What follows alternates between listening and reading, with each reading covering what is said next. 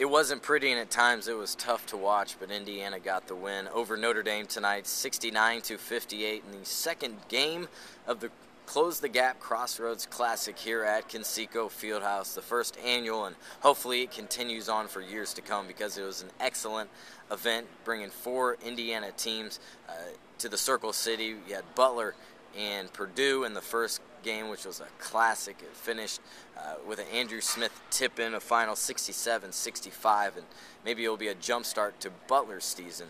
As for the Hoosiers, they improved to 10-0 with the victory tonight. They're the last unbeaten team in the Big Ten Conference.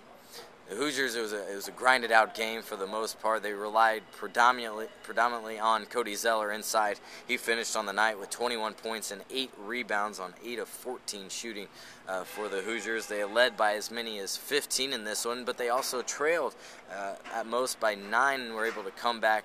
It was a stretch when the Hoosiers were down 15-6, but they went on a huge run. Notre Dame really failed to score. They couldn't get any baskets to go in. They went on a stretch 14 minutes and 33 seconds without a basket, which certainly played to the Hoosiers' favor. Elsewise, you had 16 points for Victor Oladipo, 12 for Jordan Hulls, and Wilshie, he struggled shooting the ball. He was just 1 of 7, but Crean really was proud of the fact that he tallied a career-high 9 rebounds in the winning effort tonight.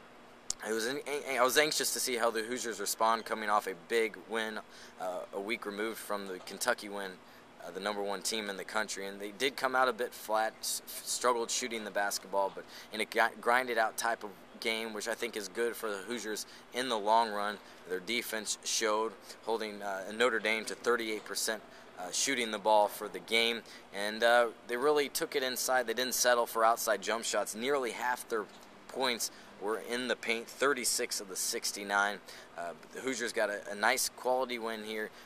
Broke a losing streak of 5 games playing in Indianapolis, a game at Lucas Oil Stadium, and then participating in games here, of course, for the Big Ten tournament.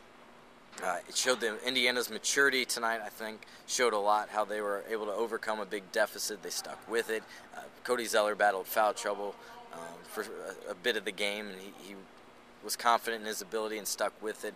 When he got the ball, he was effective inside the paint, as he has been all season long, really. And Crean talked about that maybe he's just scratched the surface, and he has a long way to go, and that only bodes well, certainly, for Indiana.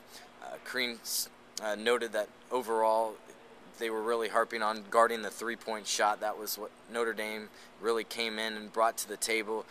Notre Dame on the night shot 4 of 11, 36% clip from long range. They started the game with 3 straight threes, so 1 for the remainder of the time. Crean certainly has to be happy with that. But Indiana improves to 10-0, the last unbeaten team in the Big Ten, and a tremendous classic here at Conseco Fieldhouse. This next year, Indiana will, of course, play Butler in this one, and Purdue will face Notre Dame. But a doubleheader, you had CBS, ESPN2 here calling the game. It was a sellout capacity crowd.